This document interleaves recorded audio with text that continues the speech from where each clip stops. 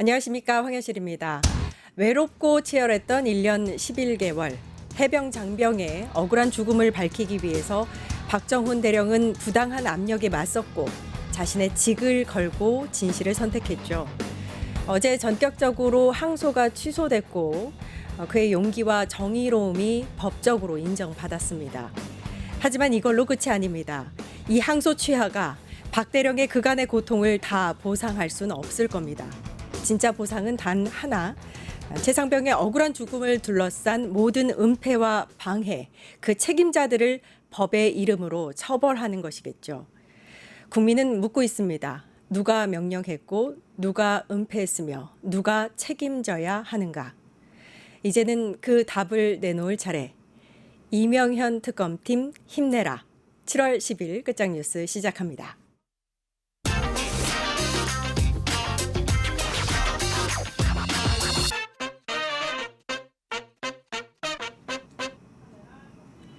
네, 국회 현장의 목소리를 들어보는 시간 의원실 라이브입니다. 황명선 민주당 의원님 나와 계십니다. 안녕하세요. 안녕하세요. 네. 초대해 주셔서 감사합니다. 네, 와주셔서 너무 감사합니다. 반갑습니다. 감사합니다. 예, 어제 좋은 소식이 전해졌죠. 네. 어제요? 네, 오늘 새벽? 새벽입니다. 예, 2시쯤. 참 못 잤어요. 잠 못 지금 주무셨어요? 눈이 지금 무겁습니다.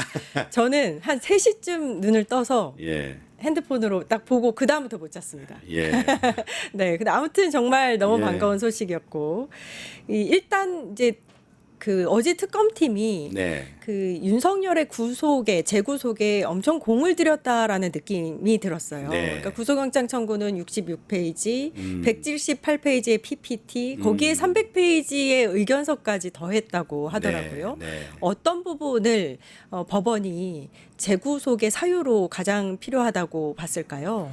그 내란 특검에 대한 증거는 차고 넘칩니다.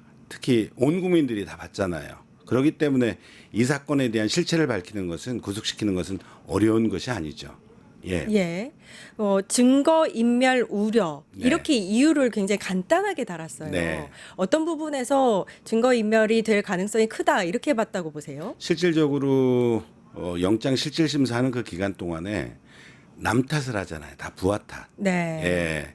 그것은 뭐냐면 증거 인멸을 하겠다라는 거거든요. 아. 예. 그것은 법원에서 아주 명쾌하게 잘 분명하게 잘 윤석열 씨에 대해서 이건 증거 인멸할 수 있는 아주 중요한 사유가 되겠다라는 것으로 볼 수 네. 있는 것이죠.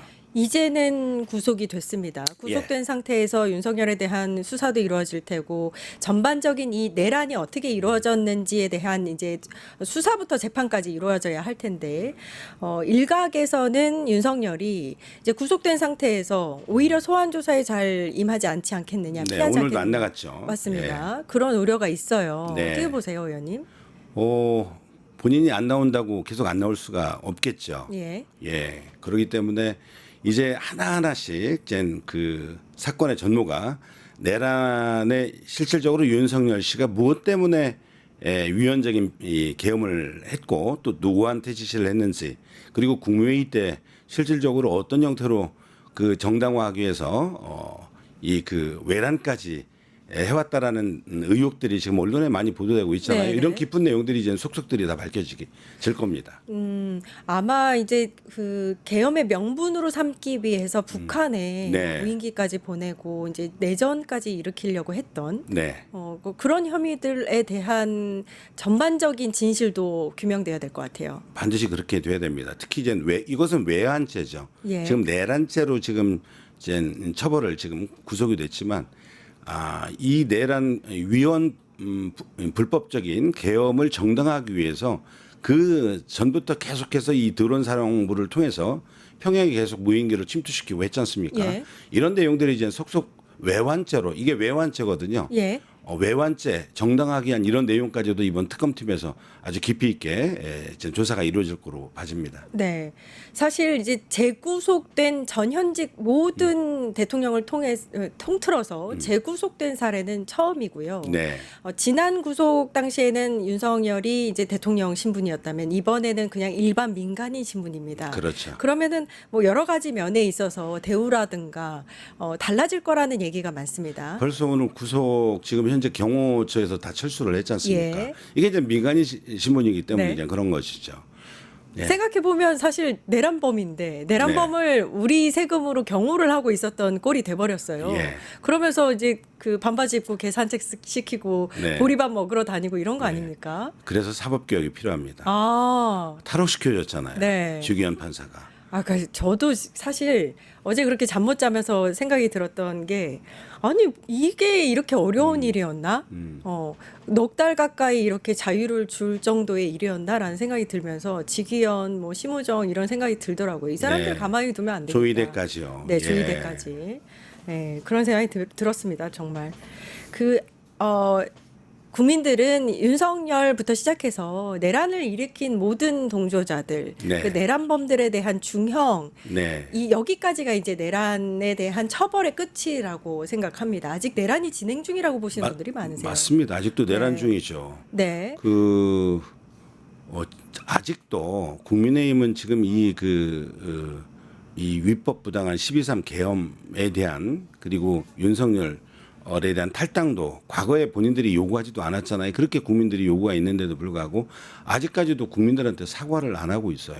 그리고 그 비상계엄 이 해제하기 위해서 뭐 저뿐만 아니라 무장한 무장한 계엄군들이 있는데 우리 잡혀갈 것을 각오하고 국회로 막 뛰어 들어가잖아요. 담 넘어오는 우원식 의장, 이재명 대표 라방하면서도 왜냐하면은 이 위법 부당한 계엄, 국민들한테 총칼을 겨누고 있는 친위 쿠데타를 막기 위해서는 이 계엄을 해제를 해야 되는데 추경호 이런 사람 등등등등 이 그 국회 본회의장에 못 오게끔 했지 않습니까? 그러니까요. 이런 게 실질적으로 이 명쾌하게 지금 규명이 안 됐거든요. 예. 이런 내용까지 이번 내란 특검에서 그 전체적으로 특검에서 이 내란에 대해서 철저하게 책임을 규명할 필요가 있다.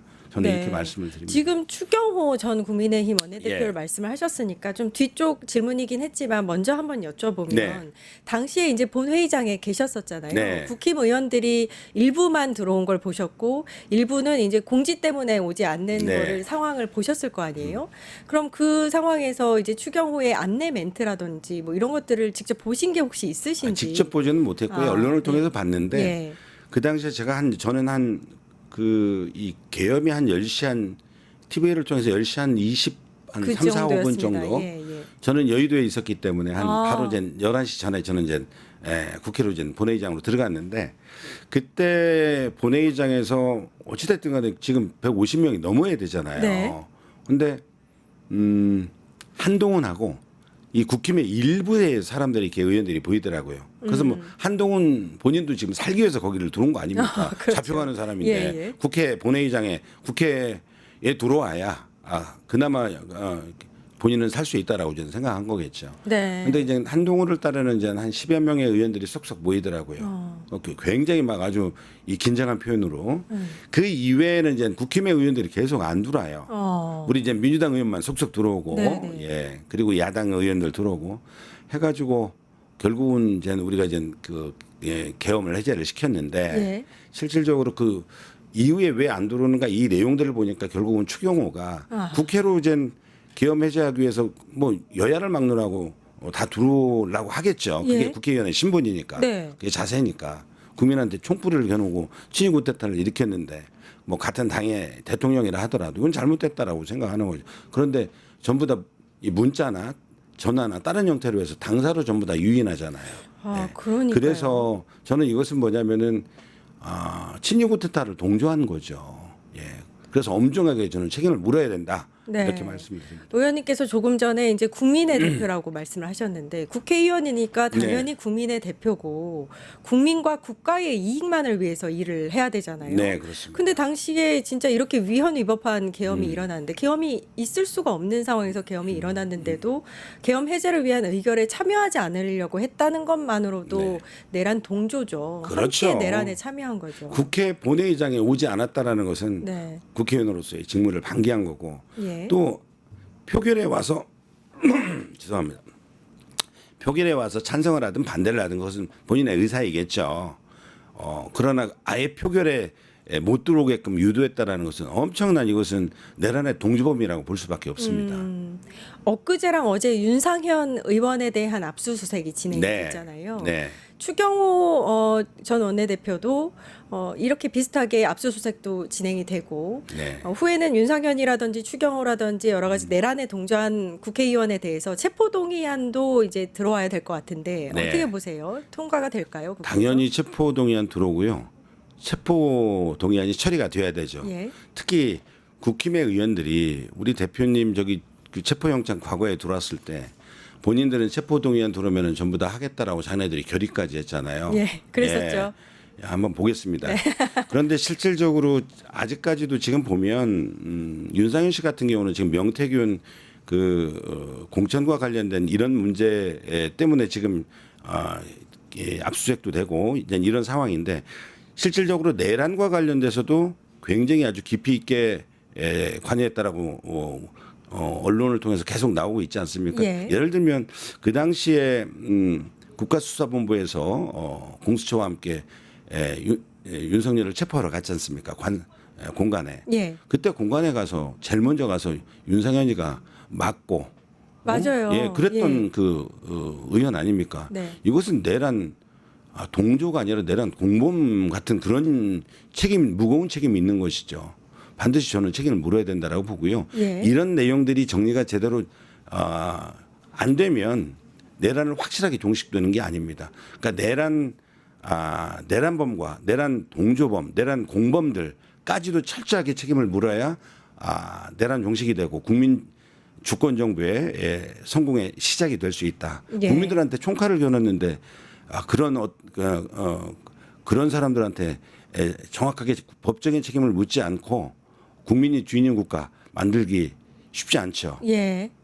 국민 주권 정부에서는 반드시 첫 번째는 내란을 종식시켜야 된다. 그래야 개혁에 앞장서서 나갈 수가 있다. 특히 이제 검찰 개혁, 정치 검찰, 그다음에 사법부 이번에 지기현과 조희대 판사 보지 않았습니까? 예. 지기현 판사가 탈옥을 시켜줬는데 특검에서 굉장히 많은 양의 조사를 아주 디테일하게 해가지고 재구속까지 시킨 대한민국 첫 번째 있는 사례 아닙니까? 그러게 말이에요. 그러면은 지기현 판사가 굉장히 잘못된 탈옥을 시켜준 것이죠. 예. 물론 거기에 검찰총장, 심우정 검찰총장과 뭐 이런 내용들이 있습니다만 이것은 이 내란 특검을 통해서 또 굉장히 많이 밝혀질 수 있는 내용들이겠죠. 네. 그래서 이제 사법개혁, 특히 언론개혁까지 신속하게 저는 개혁의 속도를 늦추지 않고 신속하게 끌고 가야 된다. 특히 이번에 민주당의 대표와 이제 당 지도부가 새로 이제 비어 있는 자리가 이제 채워질 텐데요. 이번 국민과 그리고 당원들이 세운 우리 이재명 정부 그리고 국민주권 정부를 뒷받침하는 강력한 지도부가 돼야 된다. 그 핵심의 첫 번째는 내란 세력 종식 그리고 검찰 개혁, 사법 개혁, 언론 개혁을 신속하게 뒷받침할 수 있도록 힘있게 힘 있는 그런 지도부가 돼야 된다 이런 말씀을 드립니다. 예, 내란 종식에 대해서 굉장히 강조를 하셨는데 네. 지금 상황에서 문제가 많은 다수의 증거물들이 이미 이제 좀 제거가 된 상황이고 법원에 제출할 증거가 진술뿐이라는 좀 우려가 있습니다. 네. 나오고 있는데 이런 물증이 없어서 윤석열의 혐의를 좀 입증하기가 어렵지 않겠느냐 이런 얘기도 나오거든요. 어떻게 보세요? 저는 물증하면 이 대한민국 국민들이 12월 3일 날 그 현장을 다 보았잖아요. TV를 맞습니다. 통해서. 예. 우리 국회의원들이 또 증인 얘기도 하고. 그리고 이 현장에 요즘에는 이제 TV뿐만 아니라 유튜브까지 있어서 거기 현장에 와서 유튜브 해주셨던 분들이 직접 또 막아주신 분들도 있었어요. 네. 그래서 온 국민이 증인이에요. 증거는 차고 넘칠 겁니다. 네, 알겠습니다. 최고형을 받겠죠, 법정 최고형을. 그렇죠. 네. 지금 지기현 판사가 이끌고 있는 재판부가 네. 뭐 이제 재판이 자주 있지도 않고 2주에 한 번씩 열리고 그다음에 이제 그 비공개로 열리고 있잖아요. 네. 그래서 많은 분들이 사실 제대로 내란 재판이 이루어지고 있는 게 맞는가라는 목소리도 있습니다. 최근에 그 내란 특별법을 민주당에서 박찬대 의원 대표 발의로 냈더라고요. 네, 네. 거기에도 좀 필요한 조항들이 들어 있는 걸로 알고 있습니다. 맞습니다. 네. 그 내란에 참여했지만 예를 들면 이번에 이제 그 중간 간부 그리고 거기에 참여했던 군인들 이런 분들의 비협조적인 이런 태도들이 굉장히 이번에 내란을 막는 데 있어서 유혈 사태가 발생이 안 된 거죠. 네. 그래서 참여는 했지만 뭐 군대는 지휘에 따르는 이런 아주 명령에 이렇게 순응하는 그런 아주 일사불란한 군대이기 때문에 그런데도 불구하고 그러한 이 그 계엄에 대해서 동조하지 않고 예. 그렇게 총칼을 들이대지 않고 오히려 지켜냈던 그런 군인들에 대해서는 우리가 처벌을 예외 조항으로 우리가 다른 부분으로 이렇게 살펴봐야 된다. 뭐 이런 법도 있고요. 예. 그리고 이런 내란에 참여했던 사람들에 대해서는 특별한 법원을 통해서 재판을 할 수 있도록 그런 내용도 있고요. 예.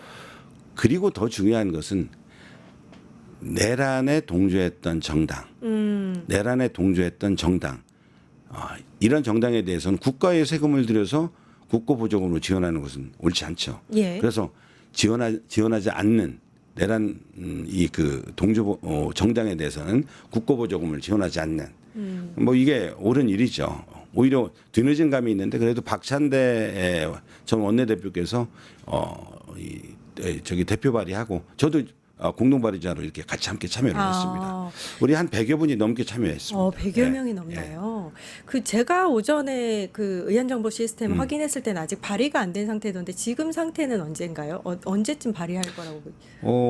저희가 이 논의를 한 3일 전쯤에 했었어요. 네. 예, 많은 의원님들하고. 예. 그래서 서명까지 다 해가지고 다 줬어요. 이제 접수만 남긴 상황인가 보군요. 제가 볼 때 지금 접수가 돼 있을 돼 것 있는 같은데요. 걸로? 알겠습니다. 뭐 확인해봐야 되겠습니다. 예, 예. 예. 신속하게 합니다. 네, 예. 알겠습니다. 꼭 통과됐으면 좋겠습니다. 네. 네, 이준석 위원장 이야기도 좀 해보겠습니다. 최근에 뭐 국무회의에서 대통령으로부터 업무 지시를 따로 받았다 이렇게 거짓말도 하고 국무회의 내부에서 이제 비공개 회의 내용을 밖으로 자기 정치에 이용한다라는 비판을 받고 있잖아요. 어떻게 보면 또 마지막 그 국무회의에서는 대통령하고 기싸움까지 벌였습니다. 이런 행보를 어떻게 보세요? 이분은 네. 윤석열 씨가 임명한 방통위원장이에요. 네. 지금 이 중요한 것은 이 공적인 자리에 있는 사람들은 권력의 인사권자의 지휘를 받는 게 아니라 국민을 바라보고 일을 해야 되거든요. 공복이니까. 그런 입장으로 이준석 위원장은 지금까지 그렇게 해오지를 않았습니다. 특히 대통령과 이 의견을 나눌 수는 있죠. 대통령이 이준석 위원장한테 지시했겠습니까? 네. 그러나 마치 전 국회 여기 그 방통위원회 와서 대통령의 이런 지시사항을 마치 그 이양하는 듯한 이런 발언을 했는데 왜곡된 거죠. 당연히 저기 그 국무회의에 참여 못하도록 지금 배제가 됐는데 당연한 결과죠. 배제 당연히 들어와서는 저는 안 된다고 봅니다. 예. 그 강유정 대변인이 브리핑을 할 때 네. 대통령실도 이제 국무회의 자격을까지를 얘기하면서 굉장히 강경하게 국무회의에서 배제하겠다 이렇게 네. 발표를 했어요. 예, 맞습니다. 그러니까 대통령이 그만큼 좀 이 부분에 대해서 언짢게 생각했다라는 생각이 들었거든요. 예, 윤석열 같았으면 격려했겠죠. 네, 윤석열 스타일로. 예. 네. 국무회의에서 대통령한테 따박따박 예. 말대답을 한 것 같더라고요. 제가 보니까. 뭘 잘했다고요? 그렇게 해서는 안 되는데. 예. 의원님 이야기를 좀 해보고 싶습니다. 네. 아까 이제 잠깐 말씀하셨는데 8월 2일 전당대회 지도부에서 이제 빈자리를 채워가는 선거가 이제 이루어질 텐데 네. 그중에서 최고위원 선거도 있겠죠. 네. 의원님께서 야전 사령관을 담당하겠다라고 네. 하면서 최고위원 출마를 선언하셨습니다. 네. 어떤 마음으로 최고위원이 되겠다라고 결심하셨는지 궁금합니다. 첫째는 이제 많은 우리 동료 의원들의 이제 요청들이 있었어요. 그래요. 이재명 대통령을 만들었던 많은 분들 가까이에서 있었던 분들의 의견도 있었고 또 지역으로 보면 우리 이제 충청 남북도 세종 우리 충청권 의원들 모임도 있는데 좀 나섰으면 좋겠다. 그리고 제가 이제 논산시장을 하지 않았습니까? 네. 그러니까 전국에 제가 이제 KDLC 자치분권 민주지도자 회의라고 그러니까 풀뿌리 정치 지도자들이 있어요.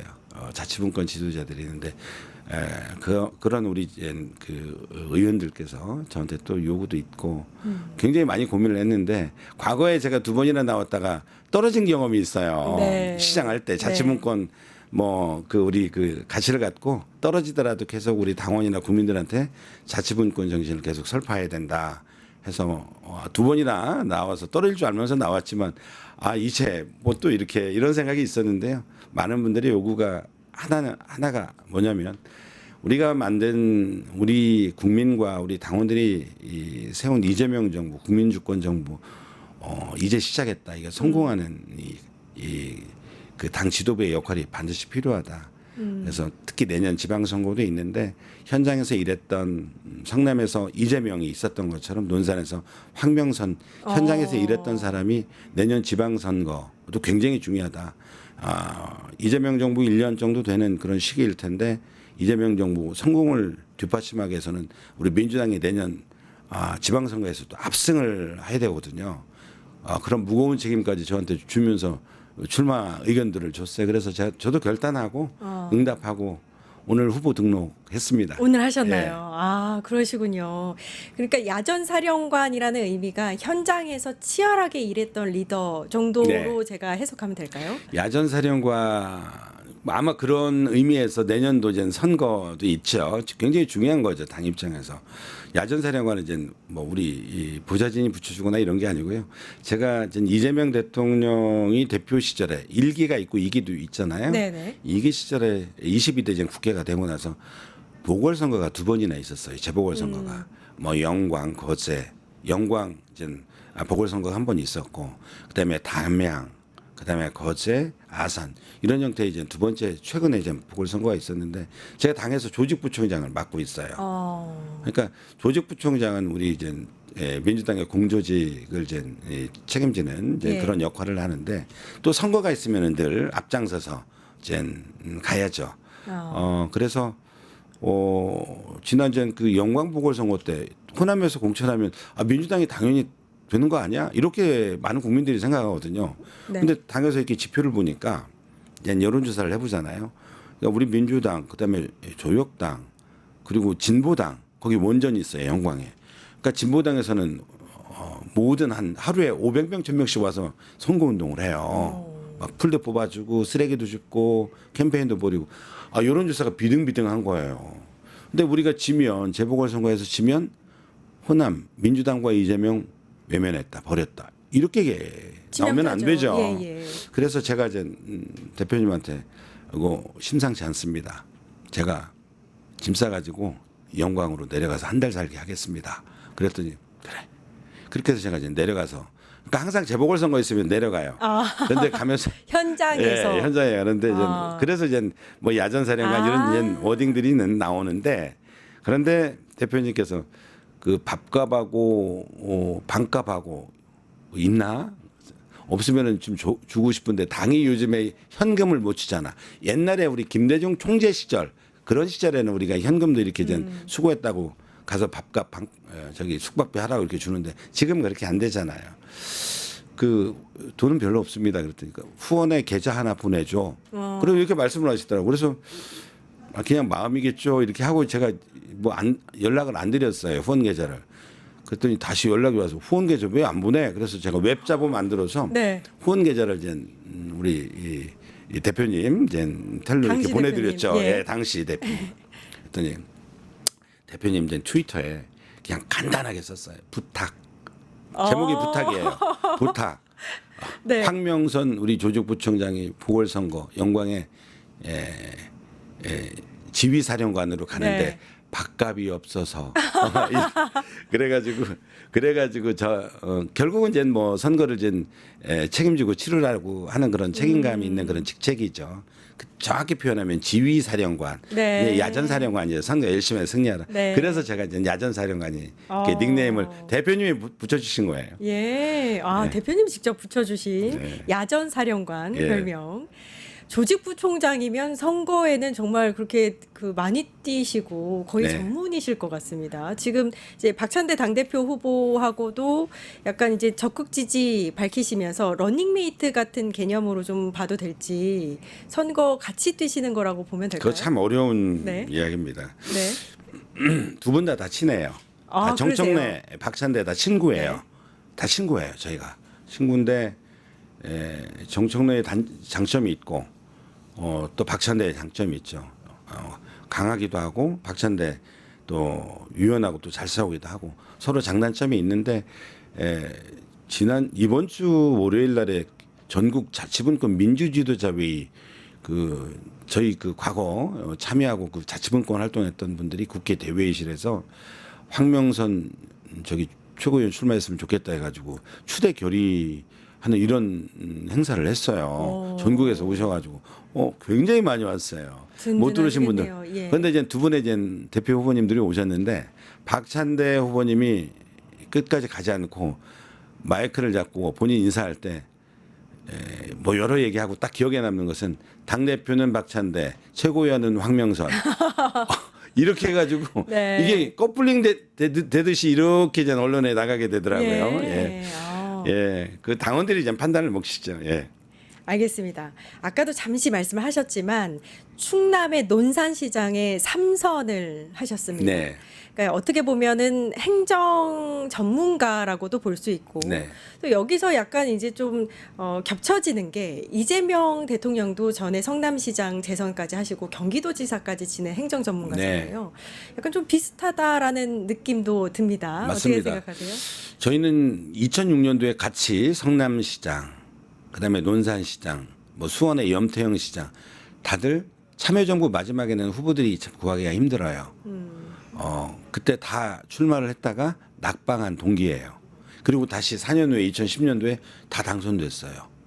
그때 이제 김성환, 김우영, 뭐 이해식 이런 많은 이제 동지들이 민영배 이렇게 함께 이제 들어와서 우리 민주당스럽게 유능하게 지방 정부를 이끌어보자.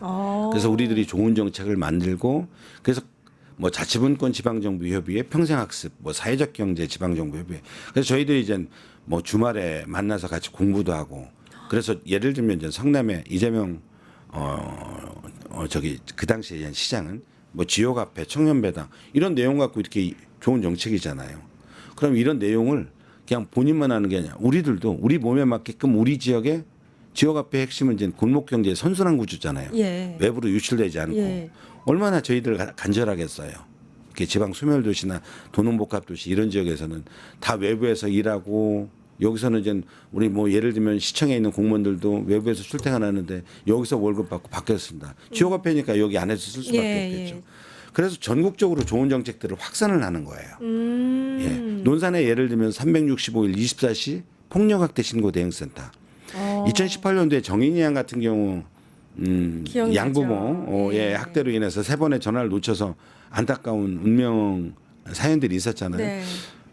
그런데 이러한 이제 사례를 왜 우리가 극복을 못했을까? 보니 이 권한이 현장에 있는 게 아니라 서울시장 중앙정부에 있는 거예요. 그러니까 양천구 아동복지과 그다음에 양천경찰서의 지구대가 거버넌스 형태로 전화가 오면 이게 굉장히 골든타임이 있는 거 아니에요. 생명이 위급하니까 10분, 20분이라도 대응을 하고 가서 문제가 있으면 분리조치시키고 이렇게 해야 되는데 그러니까 그래서 현장이 생명이고 현장이 안전이고 자치화분권이 생명이고 안전이다. 이런 얘기처럼 그렇게 해야 되는데 실질적으로 이게 위에 정부가 있는 거예요. 그래서 논산에서 처음으로 한번 만들었어요. 네. 폭력학대 신고대응센터. 지금까지 운영되고 있는데 폭력과 학대로부터 지금까지 이제 안타까운 사연들이 없어요. 이게 전국적으로 이제 확대되는 것이죠. 경찰관도 와서 같이 근무를 해요. 예. 그러니까 예를 들면 우리들이 그렇게 만나서 좋은 정책 민주당스럽게 유능하게 만들자. 그리고 우리는 권력자가 아니라 우리는 고난을 위임받은 우리는 공복이다. 그리고 우리의 역할은 시민들의 생명, 국민들의 생명과 안전을 지켜내고 패자도 사회적 약자도 패자가 되지 않고 카드론이나 사채를 써가지고 정말 이 생을 마감하는 그런 사람이 되지 않도록 하는 역할, 건강한 국가의 공동체로 할 수 있도록 하는 것이 우리들의 역할이다. 이렇게 같이 학습하고 공부하면서 같이 해왔어요. 그러니까 결이 비슷하죠. 그렇네요. 예. 그래서 이재명 시장은 굉장히 이재명 대통령은 디테일합니다. 그리고 본인이 생각하는 워딩이 늘 있잖아요. 국가나 정부 지도자의 역할은 국민의 생명과 안전을 지켜내고 더 나은 삶을 만들어가는 것이 우리들의 역할이다. 이게 똑같은 메시지예요. 그래서 윤석열 같은 경우는 통치의 시대잖아요. 국민을 통치자로 네. 통치의 대상으로 보는 왕으로 거예요. 군림하는 예, 거죠. 왕이잖아. 여기다 예. 쓰고 왕으로 네. 보는 건데 네. 이재명 대통령은 국민을 섬기고 존중하는 대상. 그러니까 역식도 바뀌잖아요. 항상 보통 보면은 역대 대통령 딱 보면은 연설 때 딱 놓고 그냥 본인 축사 아래서, 예, 네. 그냥 본인의 이제 지시하는 대상을 네, 네. 국민으로 보잖아요. 근데 이재명 대통령은 취임한 지 한 달 지금 뭐 광주에서도 했고 또 영남에서도 하고 충남 대전에서도 했는데 그냥 조그마한 의자 놓고 그냥 같이 일자도 아니고 라운딩으로 해가지고 서로 이렇게 보면서 프리토킹하고 이게 경청하고 소통하는 그런 시민과 국민들을 존중하고 섬기는 리더십을 갖고 있는 거죠. 굉장히 디테일합니다. 의원님은 그러면 시장 시절부터면 네. 굉장히 오랫동안 이재명 대통령의 시장 시절부터 함께 손발을 네. 맞춰왔네요. 예, 맞습니다. 네. 또 하나가 이제 민주당 지도부 내에 충청권 의원님들이 많이 네. 포진해 있다라는 생각이 듭니다. 네, 많이 계시죠. 이게 이제 충청권 하면은 사실 대부분의 이제 정치 쪽에 계시는 분들은 뭐라고 할까요? 바로미터? 캐스팅 보트? 뭐 이렇게들 말을 그렇죠. 하거든요. 굉장히 맞습니다. 중요한 지역 중에 하나가 돼버렸어요. 예, 맞습니다. 그만큼 이제 충청 표심에 좀 힘을 실어주고 있는 상황이다라고 보면 될까요? 지도부의 충청 의원님들이 포진해 있는 모습들이. 네, 저희들이 그만큼 이제 중요한 역할을 해야죠. 예를 들면 문인석 의원 같은 경우는 원내 수석도 하고 계시고, 또 대통령 실장을 하고 있는 강훈식 또 전 의원도 계시고, 네. 우리 많은 분들이 계시죠. 최고위원 중에는 없죠, 예, 충청권이. 그래서 이번에 이제 저희 이제 충청권 의원들 이제 네. 모임이 있는데 예, 충대사라고. 네. 예. 그래서 우리 충청권의 의원님들이 이번에 또 꼭 나서라고 이렇게 저한테 또 마음과 결의까지 해주시고 어저께는 기자회견장에 우리 충대사 모임의 회장이 박범계 우리 의원이에요, 전 장관. 네. 사선인데 박범계 의원께서 오셨나요? 오셔가지고 또 이 지지 발언도 해주시고. 그러셨군요. 네. 저희 의원님 시간이 거의 다 돼서요. 네. 마지막으로 이재명 정부 여당의 최고위원으로서 출사표를 내셨는데 한 말씀 부탁드립니다. 네. 이번에 새롭게 대표와 이 최고위원 한 분을 이번에 지도부에 좀 보내게 되는데요. 민주당 지도부는 굉장히 중요한 역할 중에 하나는 국민과 우리 당원들이 세운 이재명 정부, 국민주권 정부 반드시 성공할 수 있도록 국민이 주인이 되는 나라의 정부가 될 수 있도록 당이 강력하게 뒷받침을 해야 됩니다. 특히 이 내란을 종식하고 개혁을 완수해야 됩니다. 그리고 우리 민주당이 이 당원 주권 정당으로 더욱더 확고히 자리매김될 수 있도록 저는 또 앞장서겠습니다. 더불어서 대동세상 누구나 국민으로서 차별받지 않고 행복한 삶을 살 수 있도록 기본 소득이 아니라 기본 사회로 이제 대전환이 돼야 되는데요.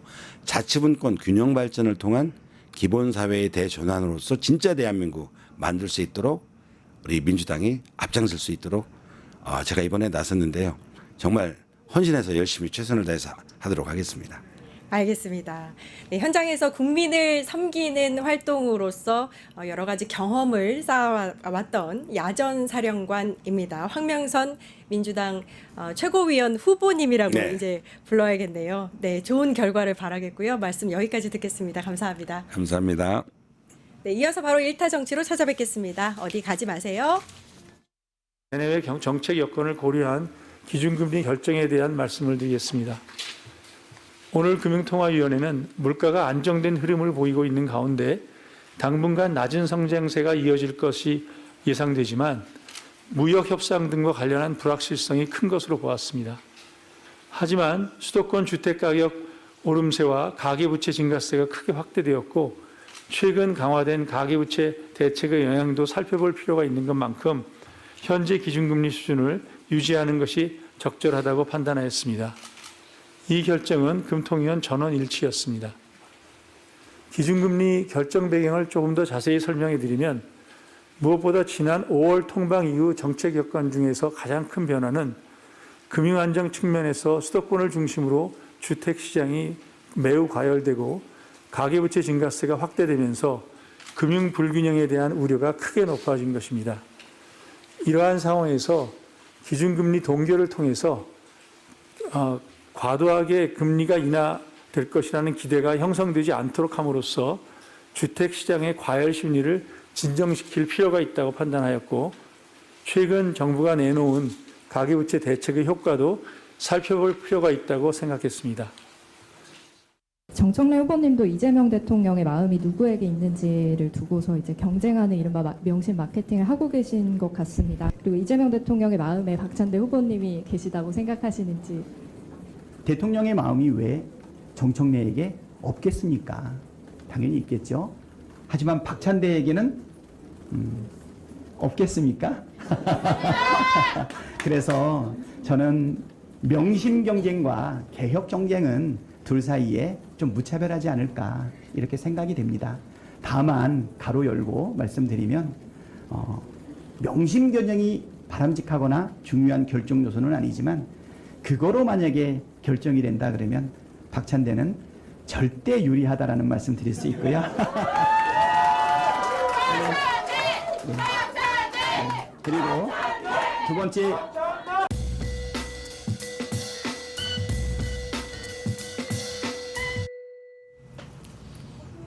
네, 정치 인사들을 모아 속풀이하는 시간 1타 정치입니다. 박영식 시사 에디터, 김상일 시사평론가, 전수미 변호사님 나와 계십니다. 안녕하세요. 안녕하세요. 네. 너무 이제 가벼운 마음으로 뉴스를 진행할 수 있는 것 같습니다. 일단 잡아 넣었어요.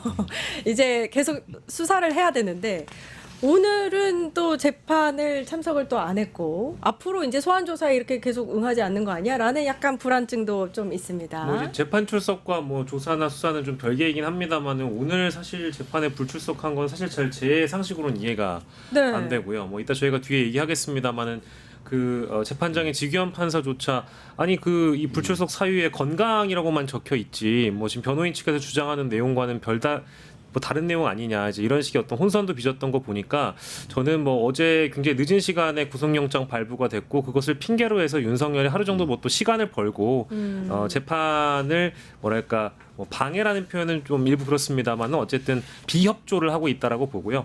앞으로의 특검의 조사도 마찬가지로 비협조적으로 나올 것이고 나아가선 수사 방해로 이어질지도 모르겠습니다만 신병 확보가 일단 성공했기 때문에 외부 그러니까 즉 아크로비스타에 있었던 윤석열의 상황과는 아주 뭐 천양지차일 것이다. 완전히 다른 상황에서 이제 수사에 임해야 되는 상황이기 때문에 오늘 그래서 나온 속보에 따르면 이제 특검 쪽에서는 내일 오후 2시에 내란 특검 쪽으로 조사를 받으러 나오라고 윤석열 측에게 이제 요구를 했다라는 겁니다. 뭐 이런 조사들은 순순히 나와야 될 거예요. 왜냐하면 지금 구속된 피의자 신분이기 때문에 이제 미결수의 신분으로 당연히 조사에 응해야 되겠죠. 네, 특검이 만약에 내일 소환 조사에 응하지 않을 경우에는 강제 구인 내지는 구치소 방문 조사까지 거론하고 있습니다. 사실 저희가 어제 특보로 몇 시간이었죠? 거의 8시간, 9시간을 특보로 생방송으로 여러분들께 구속하는 그 과정을 진짜 현장감 있게 전해드렸는데 그 과정에서 무슨 얘기가 나왔냐면요. 이제 감찰관님, 류혁 감찰관님이 원래 이전에는 구속되지 않기 위해서 체포되지 않기 위해서 소환 조사에 응했는데 이제 구속되고 나면 그런 것도 없으니까 소환 조사에 제대로 응하지 않을 수도 있다. 이렇게 얘기를 했어요. 만약에 그럴 경우에 특검이 할 수 있는 조치들은 뭐가 있나요? 소환조사에 응하지 않는다고 해도 이미 이제 정답은 나와 있습니다. 직접 있는 곳을 찾아가서 이제 조사를 할 수도 있는 거. 그러니까 한마디로 정말 국민들에게 외적인 트라우마, PTSD를 남겨주신 게 윤석열 전 대통령이잖아요. 그렇기 때문에 본인의 수하들은 다 감을 갇혀 있고 반바지 차림으로 개 산책시키면서 이런 모습들을 보면서 얼마나 대국민 PTSD를 다 불러일으켰잖아요. 그러니까 일으켰는데 그거에 대해서 이제 피했는데 그 법원에서도 정말 너무 많이 이렇게 순진하셨던 게 체포 여기 출석에 응하겠다 그 말 한마디만 믿고서 사실 그 영장이 발부가 안 됐던 거잖아요. 그러니까 정말 그동안의 과정을 보면서 절차상의 무슨 문제 하면서 쇼를 하는 모습을 보면서 법원에서 안 되겠다 해서 영장이 나간 거고요. 그래서 방법이야 이미 도관에 든 쥐입니다. 그렇기 때문에 본인이 안 나온다고 버팅겨도요. 그거는 직접 가서 조사를 할 수 있고 여러 가지 이제 방법들이 이미 인신이 구속되어 있는 상태이기 때문에 굉장히 활동할 수 있는 범위가 제한적일 수밖에 없다. 그래서 이제 구속영장이 발부가 된 거고 증거 인멸을 특히 이유로서 발부가 된 거라고 봅니다. 네. 시간 문제입니다. 네. 보니까 그 법원이 네. 재구속을 하게 되는 사유로 증거 인멸 우려 이렇게 명시를 되게 그렇죠. 짧게 했더라고요. 그렇죠. 그렇게 본 이유가 가장 큰 이유가 뭐라고 보세요? 저희가 뭐 다 어제 방송을 하면서도 얘기를 했지만 수사에 협조하지 않고 계속 불응하는 태도, 그 불응하는 태도의 연장선 속에서 뭐 지지자들에게 메시지를 보내면서 말 맞추기가 사실상 공공연하게 일어나고 있는 모습, 그런 것들 속에서 새로운 진술들이 나오면서 거짓말을 하고 있구나. 그리고 그 거짓말을 또 압력과 압박을 통해서 다른 공범들한테 그 뭐랄까요, 거짓 진술을 회유하고 있구나. 이런 것들을 법원도 법관들도 이미 다 이제는 느끼고 있는 것이죠. 그렇기 때문에 어제 특검의 설명을 쭉 들은 다음에 정리된 이야기를 듣고 그 윤석열 피고인의 얘기를 들었을 때 그 지금까지 해왔던 것들이 전부 다 결국에는 이렇게 얘기하기 위해서 이런 증거인멸의 행위들을 다 하고 수사 불응도 하고 그래 왔구나라는 심증을 오히려 굳히게 한 것이다. 이렇게 생각합니다. 예. 어제 내란 특검이 굉장히 윤석열의 그 구속에 공을 들였다라는 생각이 들었던 게 구속영장은 66페이지였고 178페이지 PPT를 또 만들고 근데 그 중간에 이제 심사를 하는 과정에서 300페이지의 의견서를 냈대요. 이게 원래 이렇게 하는 건지 아니면 정말 의지를 보인 건지 어떻게 보셨어요? 뭐 영장 실질 심사 과정에서 의견서를 내는 거는 사실 뭐 이렇게 흔한 일은 아니다라고 할 수는 없을 것 같고요. 뭐 이제 실제 구속 사유를 강조하기 위해서 의견서를 내는 경우는 굉장히 많다라고 저는 보고, 많다라고 보고 그 의견서에 담은 내용이 일단 중요할 텐데 일단 외환 혐의로 수사가 필요하다, 구속 수사가 필요하다라는 점, 그리고 이 체증 영상과 관련된 내용들이 또 담겨 있었다라고 하잖아요. 그러니까 이제 체포영장 집행 저지 과정에서 경찰과 이 공수처 검사의 멱살을 잡고 경호원들이 흔드는 내용들까지도 다 담았다라고 하니까 윤석열이 지금 혐의를 부인할 뿐만 아니라 실제 만약에 불구속 상태에서 특검 조사를 받게 된다면 당시 경호처 처장이라든지 차장이었던 뭐 박종준, 김성훈 혹은 경호본부장이었던 이광우 등등 윤석열 휘하에 있었던 이런 사람들과 진술을 맞출 우려가 있다라는 점을 더 강조하는데 필요한 의견서였다라고 보고요.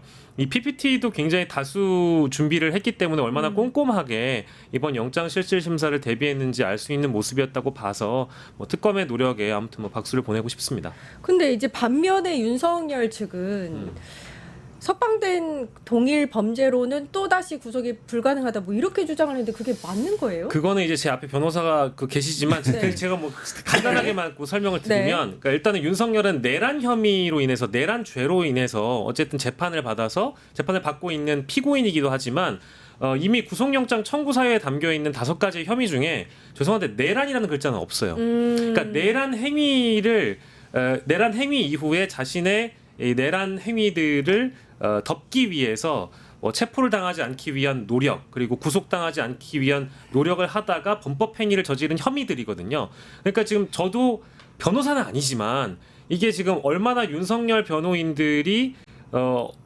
대충 변론을 했는지를 어제 피부로 좀 느꼈습니다. 그랬기 때문에 구속으로 연결됐다고 저는 보는데 재구속 사유가 될 수 없다라고 이제 규정을 했다라는 거 아니겠어요? 근데 그럴 수가 없다라는 겁니다. 5가지 혐의 중엔 내란 혐의가 없어요.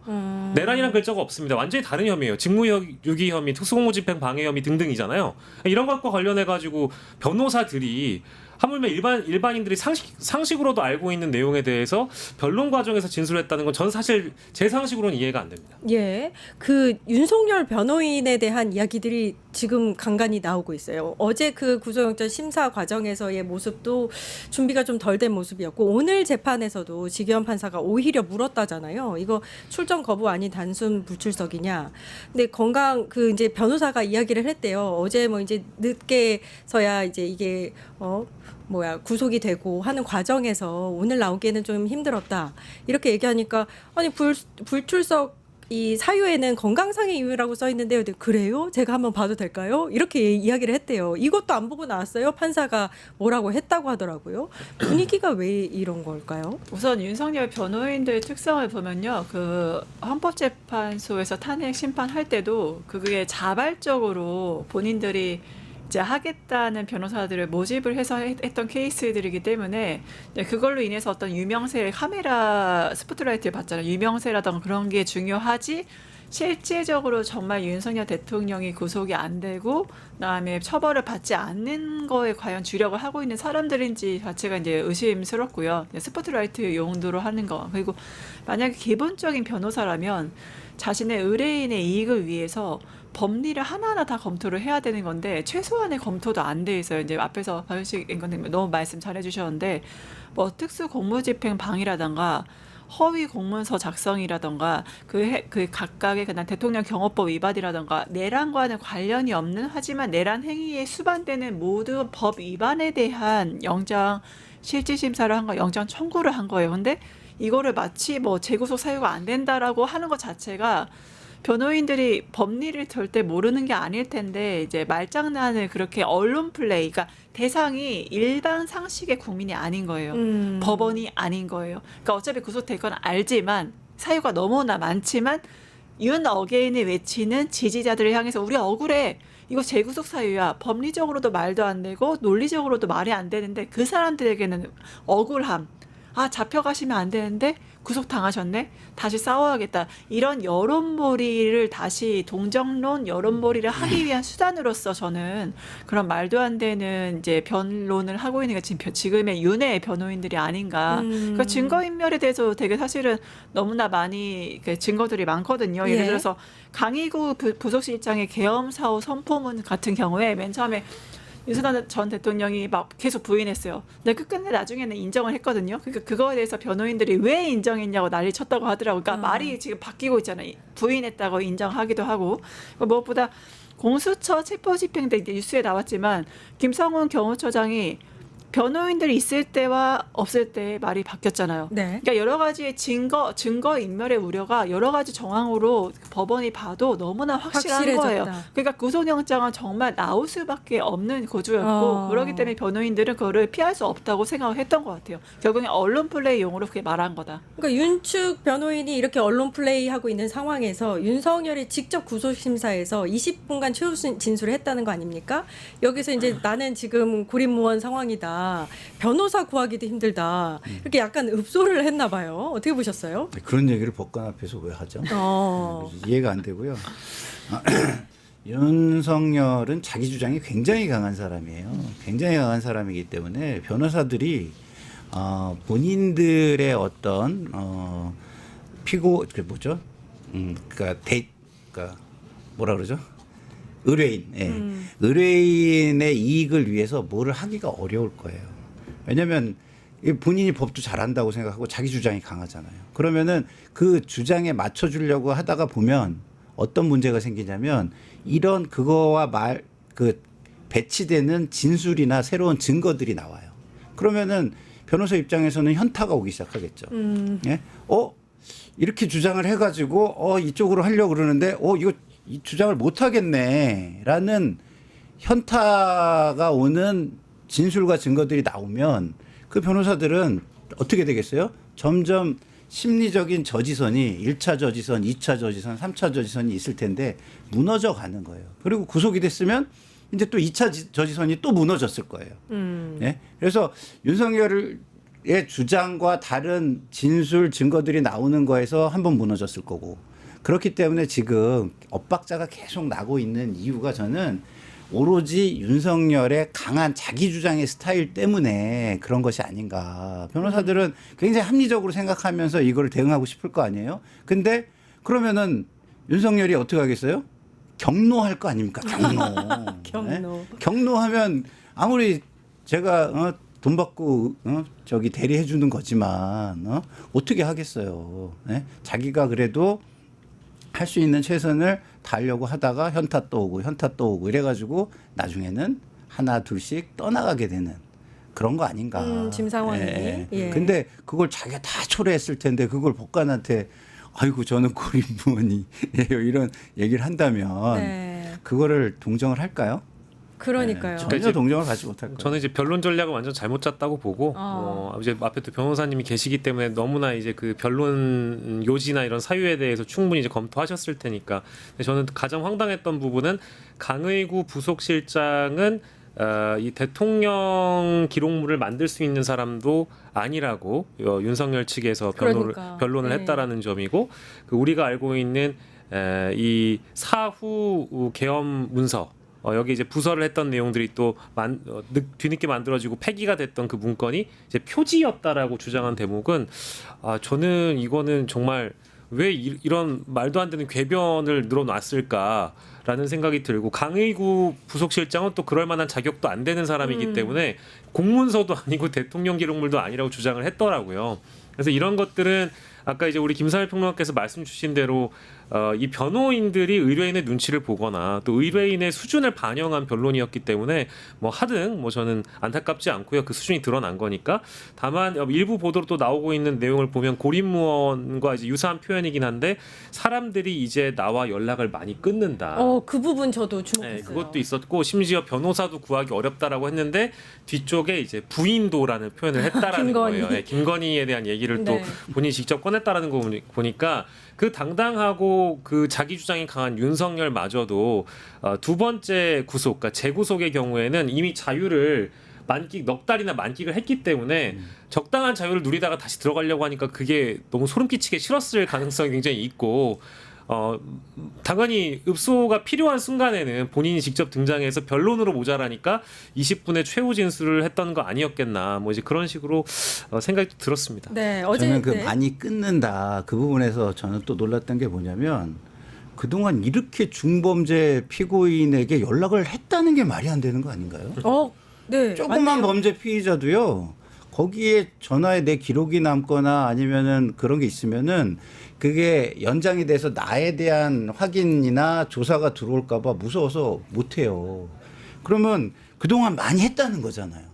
그러면 증거인멸도 많이 했을 거라는 우리가 예상과 추론을 해볼 수 있잖아요. 그래서 저는 야, 이런 중범죄자들한테 누가 그렇게 많이 했지?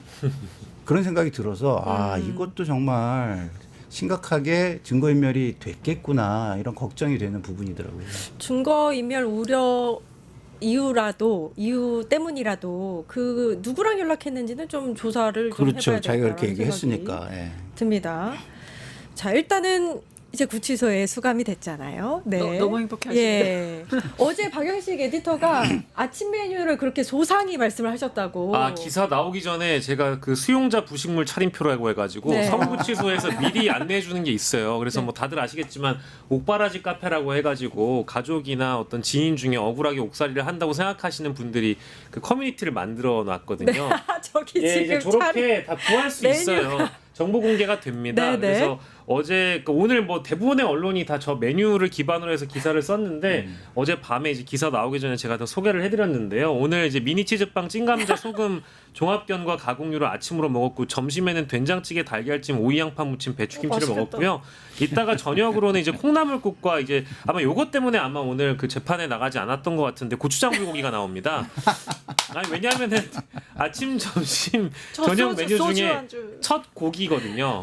정말 이거 술 생각 나시겠다. 소주 진짜 소주 먹고 네. 싶다. 예, 첫 고기가 이제 저녁 메뉴에 나오고 이제 고추와 쌈장과 배추김치가 나오기 네. 때문에 저녁 메뉴 때문에 나가지 않은 거 아닌가 이런 생각이 들 정도로. 잘 드시네요. 네. 예. 그러면은 지금 상황은 어떤지 좀 궁금해요. 그러니까 원래는 제가 알기로는 신체 검사 받고 그다음에 수용복 입고 그다음에 수인 번호 받고 머그샷도 찍고 뭐 이런 순서가 있잖아요. 지금 그걸 한 상태인지 아직 수감 번호는 나오지 않았더라고요. 그러니까 윤석열 대통령 같은 경우 약간 특이한 게 재구속이잖아요. 그러니까 과거에 했던 프로세스나 이제 기본적인 이제 기록물들 레코드를 새로 만드는 초범과 이번에 이제 그러니까 재구속의 케이스는 약간 다른 게 좀 더 스피디하게 가요.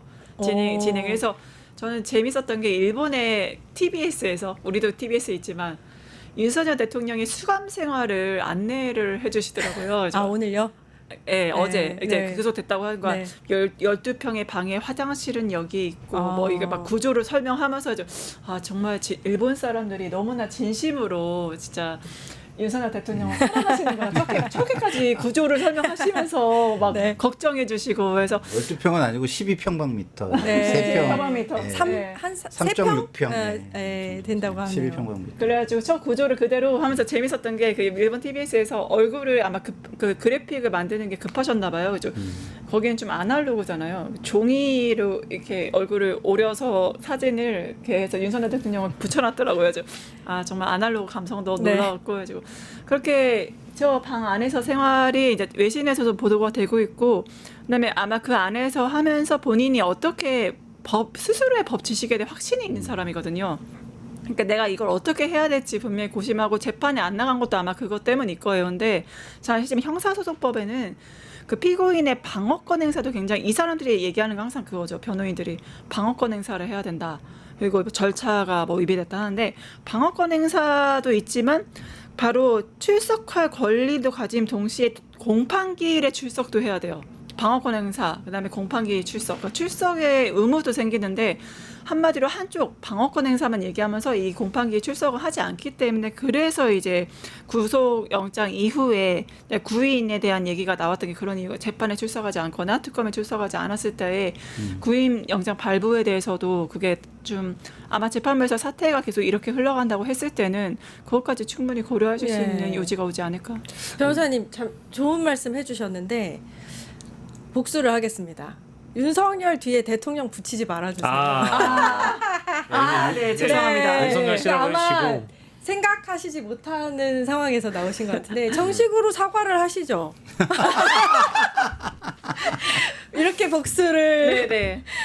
네. 여러분 안녕하십니까. 사랑하는 뉴스토마토 여러분 안녕하십니까. 구독자 여러분. 제가 윤석열 대통령이라 했던 건 제가 일본 방송 TBS를 얘기하면서 일본 방송 TBS에서 윤석열 대통령 저도 모르게 일본 방송 모니터링하다가 세뇌가 돼가지고 하여튼 세뇌되지 않도록 더 조심하고 우리 이재명 대통령께서 만드시는 진짜 대한민국 함께 여러분을 해주시면 감사하겠습니다. 아니, 저희 그 구독자님들이 여기에 굉장히 예민하십니다. 그렇구나. 죄송합니다. 네, 저는 C자도 안 붙여요. 윤석열. 네. 그 윤석열 씨의 경우에는 이제 오늘 아마 완전히 다른 하루를 지금 살고 있잖아요. 네. 그래서 일단은 어제 그 무더위 속에 잠을 못 이뤘을 거다라는 생각이 일단 들고 선풍기가 달달거리는 그 독방에서 에어컨 바람도 못 쐰 채 일단 잠을 청해야 되는데 그게 어려웠을 것 같고 뭐 일부 보도가 됐습니다만 식판에 이제 밥이나 이런 반찬들이 나오면 본인이 직접 세척해가지고 또 반납을 해야 되거든요. 그런 거에 아마 또 본인 스스로 자괴감을 느꼈을 거고 어제 인치되는 과정에서 이제 신체 검사하는 과정에서도 모멸감을 느꼈을 거라고 저는 보는데 제가 이제 그 다른 방송에서 얘기 안 한 것도 얘기를 해야 되니까 오늘 궁금해가지고 그 독방에 나오는 그 TV 뭐 볼까 싶어가지고 채널. 예, 그 보람이 방송이라고 해가지고요. 법무부 교정본부의 그 TV 편성표가 또 공개가 되어 있어요. 와. 그래서 그 4개 채널에서 뭐가 나오는지 봤더니 점심에는 교화 라디오라고 해가지고요. 함께 만드는 희망 이야기가 일단 방송이 되고 저녁에는 뭐 EBS나 SBS, MBC, KBS 각 채널마다 뭐 예능도 있고 교육 방송도 있는데요. 제가 EBS 쪽에 편성된 이 프로그램 제목을 보니까 굉장히 또 와닿았습니다. 새롭게 하소서라는 방송이 이렇게 편성이 돼 있다라는 꼭 점. 보셔야 될 것 같은데. 예, 아까 어쨌든 윤석열은 유튜브를 볼 수가 없다 유튜브는 보니까 안 나온다는 거. 뭐라도 보긴 볼 텐데 이제 이런 방송을 보고 네. 예, 스스로의 또 인생을 좀 참여하길 바랍니다. 네, 꼭 보셨으면 좋겠고. 지금 또 댓글에서 우리 전수미 변호사님을 응원하는 댓글이 또 감사합니다. 이렇게 마음이 감사합니다. 넓으십니다. 네, 한 번만 봐주세요.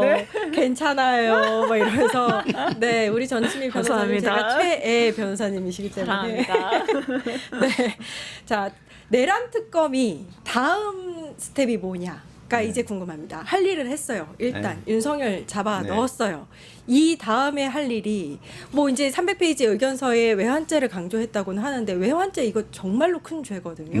이것도 밝혀내야 되고 내란을 함께 이제 공모하고 동조했던 자들에 대한 수사도 이제 속속들이 해야 됩니다. 어떻게 보세요?